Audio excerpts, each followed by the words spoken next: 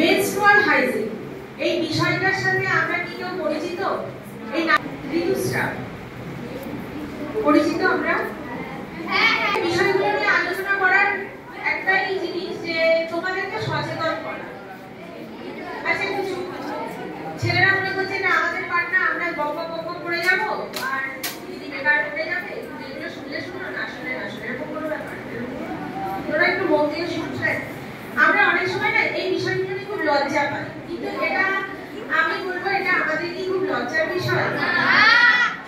এটা তো আজকে একটু প্রস্তাবগুলো নিয়ে আমরা আলোচনা করছি। মানে যেদিন আসবো সেদিন আমরা বিষয়টা নিয়ে আলোচনা করবো। আমি প্রশ্নগুলো একটু বলতে থাকি, ছেলেদের কথা বলবো না।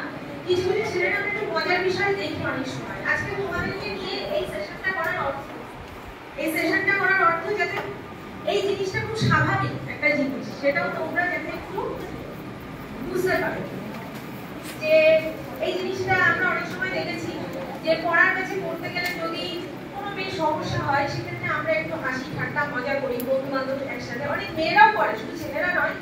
আমি মানে এটা আমরা অনেকেই লক্ষ্য করেছি যে অনেক মেয়েরাও এই জিনিসগুলো নিয়ে হাসি ঠাট্টা করে, কিন্তু সেও একটা মেয়ে, সেও ভুলে যাচ্ছে, সেও কিন্তু এই ঋতুস্রাবের মধ্যেই কিন্তু করছে। তো আমরা চেষ্টা করবো বন্ধু হিসাবে বন্ধুর পাশে দাঁড়ানো, তাকে কিভাবে হেল্প করা যায়, সাহায্য করা যায়। এটা নিয়ে কোনো ঠাট্টার জিনিস নয়, কারণ এটা একটা খুব স্বাভাবিক মানে ঘটনা, প্রতি মাসেই আমাদের এটা হয়। এটা না থাকলে আজ আমরা পৃথিবীতে মানে পৃথিবীর আলো দেখতে পারতাম কি না? তো আগামী দিনে আমরা যারা মেয়েরা আছি, আগামী দিনেও আমরা মা হবো, সুতরাং আমাদের এই ক্ষেত্রে একটু সচেতন হওয়া দরকার। এটা কোনো হাসির বিষয় না, কারণ আমরা যেমন ডায়াবেটিস নিয়ে আলোচনা করছি, সচেতন হচ্ছি, সুতরাং আমার মনে হয় এই বিষয়টা নিয়েও একটু সচেতন হওয়ার প্রয়োজন আমাদের। কারণ আমরা যারা একটু মানে ব্লক এরিয়ার দিকে থাকি বা একটু গ্রাম সাইডে থাকি, আমাদের অনেকগুলো বিষয়ে একটা সার্ভে করার পর উঠে এসেছে। আমি মানে প্রশ্নগুলো আলোচনার মাধ্যমেই আসবো যে এখনো মানে অনেকেই আছে কাপড় ব্যবহার করে। আমি যদি এখানে বলি কারা কারা কাপড় ব্যবহার করো, হাত উঠবে? কতটা হাইজিন মেনটেন করি সেই বিষয়গুলোর উপরে। আচ্ছা, সাধারণত কোন বয়সে মেয়েদের ঋতুস্রাব হয়? কত বছর বয়সে? আমি অপশন দিই একটু, ঠিক আছে? 5 থেকে 7 বছর, 8 থেকে 12 বছর, 13 থেকে 15 বছর, 16 থেকে 18 বছর। 13 থেকে 15। 5 থেকে 7, 8 থেকে 12, 13 থেকে 15, 8 থেকে 12, 8 বছর বয়সে কোন ক্লাসে পড়ে? যারা একটু হেলদি হয়ে যায় তাদের একটু আগে চলে আসে, তো সেক্ষেত্রে অনেকের 12 বছর বয়সে হয়, কিন্তু স্বাভাবিক নিয়মে কোন বছর বয়স থেকে শুরু হয়? 13 থেকে, তাই তো? এই যে 7, 8 কেন আমরা এই ক্লাসটাকে বেছে নিয়েছি? বেশিরভাগ ক্ষেত্রে কিন্তু আমাদের ক্লাস 7 বা 8 থেকে আরো শুরু হয়, অনেক সময় একটু দেরিতেও হয়, এবার সেটা তার শারীরিক সমস্যার জন্য সেক্ষেত্রে ডাক্তার দেখানো প্রয়োজন। কিন্তু অনেকে কি করে জিনিসগুলো চেপে যায়, উড়িয়ে যায়, বলতে চায় না, বাড়িতেও অনেক সময় বাড়ির লোক কিন্তু জিনিসগুলোকে চেপে যায়, কিন্তু এটা তো ঠিক না। এর জন্য আমাদের ডাক্তার দেখানো অবশ্যই প্রয়োজন। মাসিক চক্র পরে বুঝতে বলছি, মাসিক চক্র সাধারণত কতদিন পরে হয়? মাসিক চক্র সাধারণত মানে যেটা ঋতুস্রাব সেটা কতদিন পরে পরে হয়? 15 দিন পরে, মানে 15 দিন অন্তর, 21 থেকে 35 দিন অন্তর, না 40 থেকে 50 দিন অন্তর, না বছরে একবার? 21 থেকে 35 দিন। Very good. 15 দিন অন্তর ব্লাড যদি আমাদের লস হয়, তো সেক্ষেত্রে আমরা অবশ্যই কিন্তু ডাক্তার দেখাবো। এটা কিন্তু কোনো, আমি আবার বলছি, এটা কিন্তু কোনো লজ্জার বিষয় নেই। বাড়িতে বলবে, মায়ের সাথে আলোচনা করবে, যদি মা বা দিদি যেই থাকুক না কেন, যার সাথে ফ্রি তোমরা, তাদের সাথে একটু আলোচনা করে ডাক্তারটা দেখাবে। 21 থেকে 35 দিন অন্তর হওয়াটা কিন্তু একটা স্বাভাবিক প্রক্রিয়া।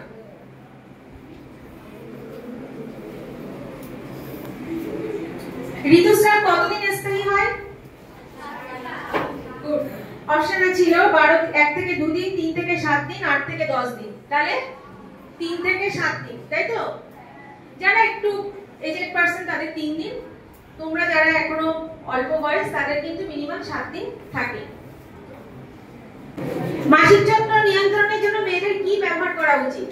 সেই প্রশ্ন যেটা আমি প্রথম করলাম, হাত তুলি না কেন। মাসিক চক্র নিয়ন্ত্রণের জন্য মেয়েদের কি ব্যবহার করা উচিত? স্যানিটারি ন্যাপকিন বা স্যানিটারি প্যাড, কাপড়ের প্যাড, আর একটা মেনস্ট্রুয়াল কাপ। মেনস্ট্রুয়াল কাপের জন্য মেয়েদের কি ব্যবহার করা উচিত? Sanitary pad. কিন্তু সকলে ব্যবহার করছে না, এটা আমি জানি। এরপর যখন বাড়িতে সার্ভে যাবো, তখন সার্ভে করতে গেলে তখন বেরিয়ে আসে কারা কারা ইউজ করে, কারা কারা ব্যবহার করছে। তো যাই হোক, ওরা লজ্জা হোক বা যে কারণে হোক এখন থাকতে পারছিস না, আর সেটা হতেই পারে। তো যারা কাপড়ের প্যাড ইউজ করছিস, আমি একটা কথা শিখে সেটা করিস না। বুঝতে পেরেছিস? যেমন আমরা অনেক সময় কি ধুয়ে ব্যবহার করি, তাই তো? কিন্তু ধোয়াটা কি ঠিকঠাক হয়? বা ধুয়ে আমরা অনেক সময় বাবা, কাকা, দাদা, ভাই এদেরকে আড়াল করার জন্য কি একটা মানে এমন একটা জায়গায় মেলে রাখি যেখানে খুব রোদ্দুর পড়ে না, স্যাঁতসেঁতে জায়গা। এর ফলে কি হয়? অনেক রকম সমস্যা হয় আমাদের। ওই কাপড়টা আবার আমরা ইউজ করছি। এগুলো আমরা সময় লোকানোর জন্য এমন একটা জায়গায় মেলে রাখি যেখানে নোংরা বা কুকুর বিড়ালা হয়তো সেই জায়গাতে হেঁটে যাচ্ছে, যাই হোক নোংরা জল পড়ছে বা নোংরা যাই যে জায়গায় হোক, ভালো করে রোদ্দুর পড়ে না, স্যাঁতসেঁতে জায়গা মানে রোদ্দুর পড়ে না, কিন্তু কাপড়টা ভালো করে অবশ্যই গরম জলে ধুয়ে যদি ব্যবহার করতেই হয় পরের মাসে, তো সেটাকে ভালো করে গরম জলে বা সার্ফ দিয়ে এবং সাবান দিয়ে ধুয়ে সেটাকে রোদ্দুরে, যেখানে খুব ভালো রোদ পড়ে এরকম জায়গায় কিন্তু আমাদের ফেলে রাখা দরকার, তারপরে ব্যবহার করা উচিত। বোঝা গেল? যদি কাপড় ব্যবহার করি, আর চেষ্টা করবি এই মাসে যে কাপড়টা ব্যবহার করছি পরের মাসে গিয়ে সেটা ব্যবহার না করা। কারণ স্যানিটারি ন্যাপকিনের ক্ষেত্রে অনেকের একটু সমস্যা হয়, ফিনান্সিয়াল অনেকের প্রবলেম থাকে, সেটা হয়তো সবসময় হয়ে ওঠে না।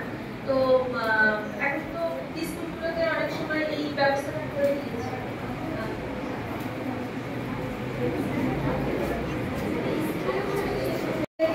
প্যাড বল বা কাপড় বল যেটা ইউজ করি না কেন, সেটা কতদিন কত ঘন্টা অন্তর চেঞ্জ করা উচিত? 6 ঘন্টা। 6 ঘন্টা। কতবার?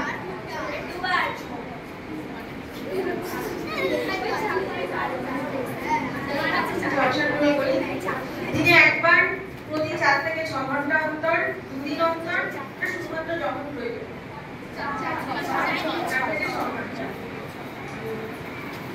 অনেক কিছু জানিস দেখছি।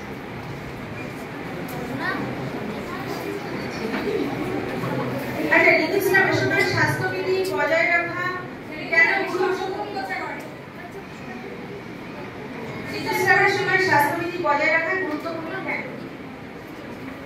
অপশনগুলো বলি: দুর্গন্ধ রোধ করতে, সংক্রমণ এড়াতে, সতেজ বোধ করা, উপরের সবগুলো।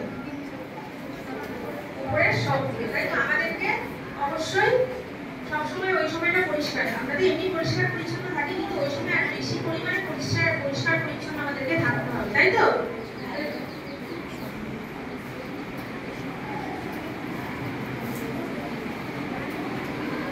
ঋতুস্রাবের সময় কি আমাদের ব্যায়াম করা উচিত? অপশনগুলো বলি: হ্যাঁ, পরিমিত ব্যায়াম করা যেতে পারে, ব্যায়াম করা এড়িয়ে চলতে হবে, শুধুমাত্র কঠোর ব্যায়ামে নিরাপদ, না ব্যায়াম পরিস্থিতি আরো খারাপ করে। আমাদের ওই সময় ব্যায়াম করা থেকে বিরত থাকলে ভালো হয়, তাই তো? ব্যায়াম করা উচিত না।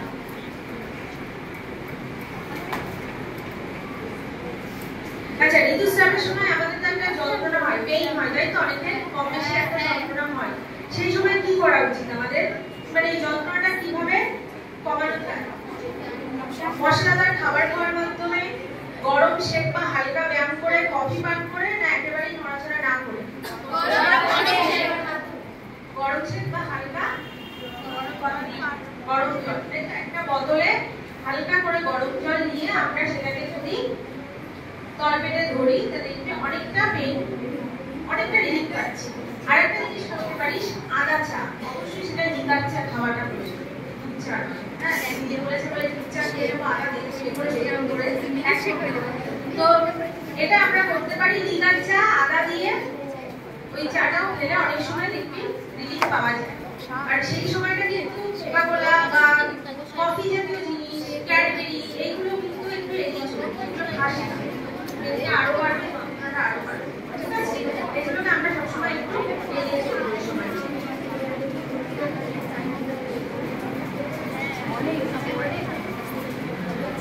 ঋতুস্রাব যদি 10 দিনের বেশি স্থায়ী বা অত্যন্ত বেদনাদায়ক হয় তবে কি করা উচিত?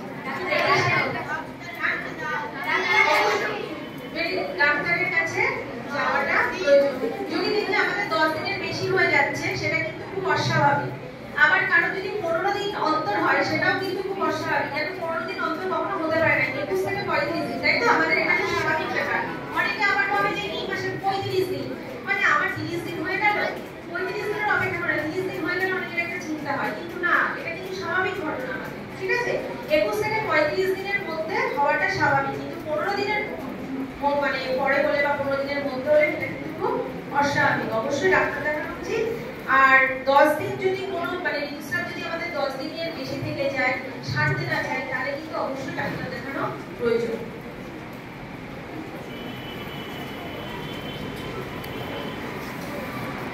আচ্ছা, ঋতুস্রাব কি একটি স্বাভাবিক প্রক্রিয়া? কি মনে হয় তোমাদের, হ্যাঁ বা না? হ্যাঁ, সেটা স্বাভাবিক প্রক্রিয়া, তাই তো? এটা প্রত্যেকটা মেয়েদের ক্ষেত্রে এটি একটা স্বাভাবিক প্রক্রিয়া।